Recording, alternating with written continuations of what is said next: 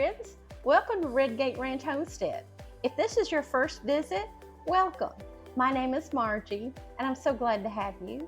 If you're a returning subscriber, thanks for coming back. I'm going to share with you some delicious recipes. Today we're going to make caramelized squash with onions. We're going to make some mouth-watering stuffed peppers. And what vegetable supper would be complete without some juicy ripe tomatoes we got from the farmer's market? I can't wait to show you how we put this together. I hope that your family enjoys this. It's certainly a favorite of my family. So come along with me and let's get cooking.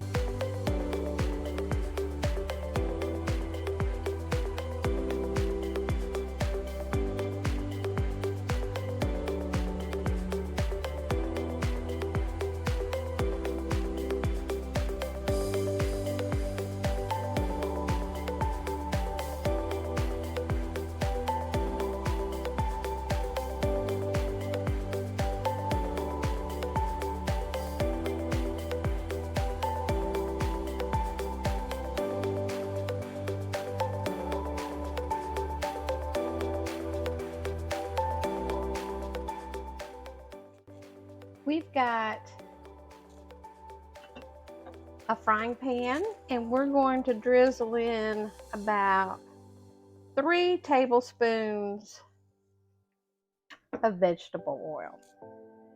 We're going to bring that up to heat and then we're going to put in 4 cups of sliced onions.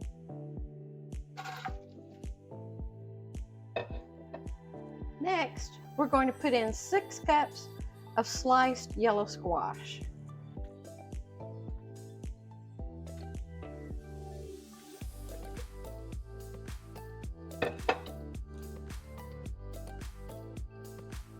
Now, it's very important that you don't salt it and don't cover it.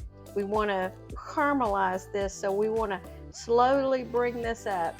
It may take about 20 minutes, but cook it on a medium to medium-high heat, and we're going to have some delicious caramelized squash with onions.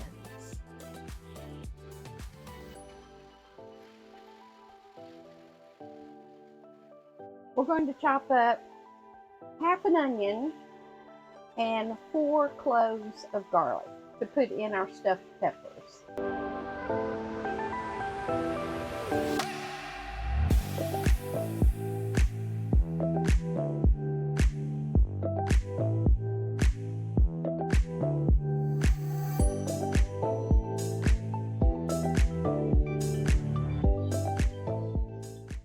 For the stuffed peppers, we're going to add about a tablespoon of vegetable oil. We're going to add our onions.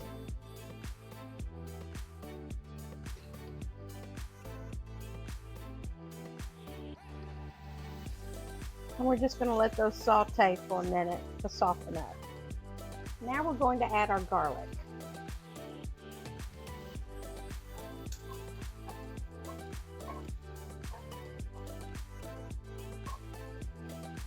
Next, we're going to add 1.5 pounds of ground beef.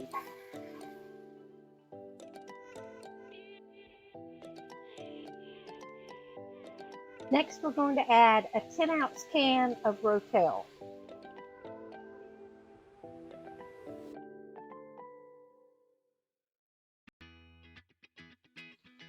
You can see our squash has reduced down quite a bit, and everything is caramelized nicely.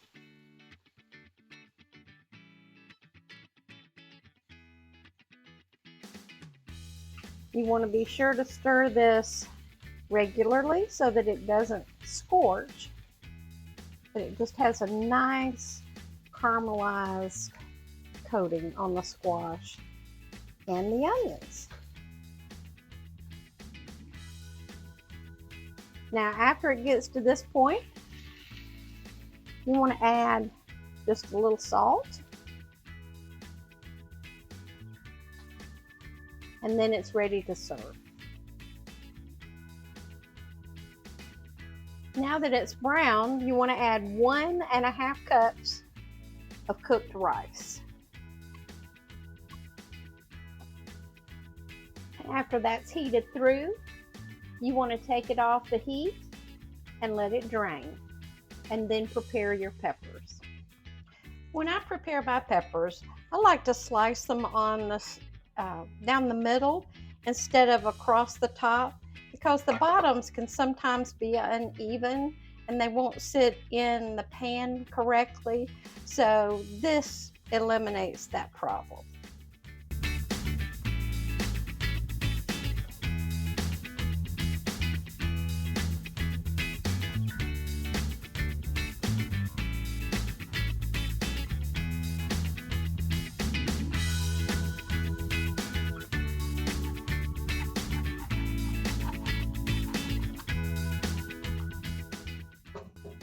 You want to cut the stem out and be sure to get all of the little pithy membranes out, because those are just bitter.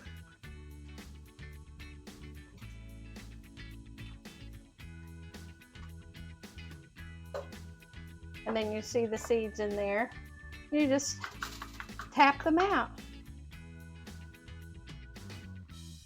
And most of them come out right away. Oops, there's one.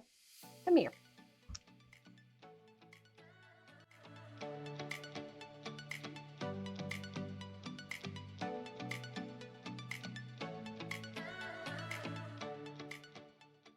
At this point, you want to lightly salt your peppers.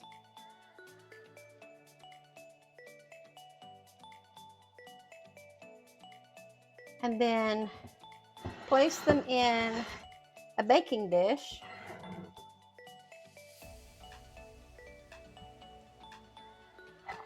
And fill it with your mixture.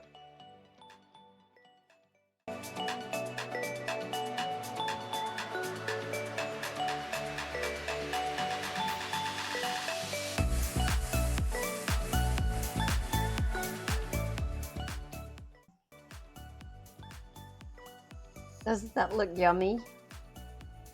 We're going to put about 1 cup of water in the pan. We're going to cover this with foil and put it in a 375-degree oven for about 30 minutes.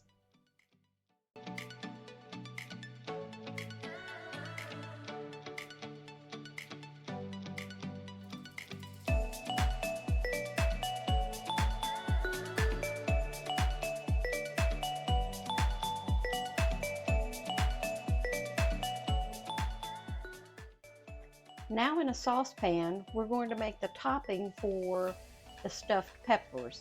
We're going to use 3/4 cup of tomato ketchup, 1 tablespoon of Worcestershire, 1 teaspoon of onion salt, and 1/4 cup of brown sugar. We're going to put that in a saucepan and bring it up to a boil.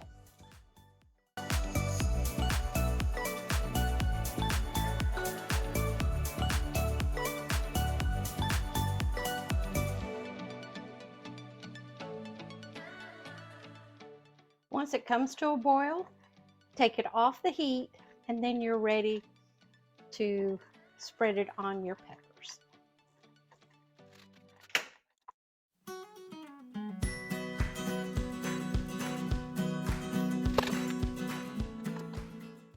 Let's check these for doneness.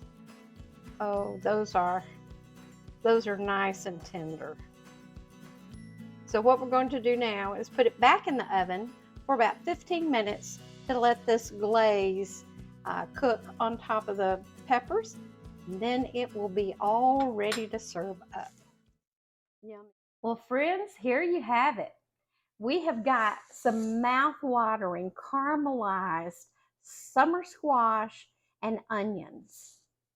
We've got some deviled eggs, some garden fresh tomatoes, and the showstopper are these fresh stuffed peppers. Now, they have a tomato glaze on top of them, which is unlike a lot of recipes out there that call for cheese. If you've got a lactose intolerant family member, this is the recipe to go for.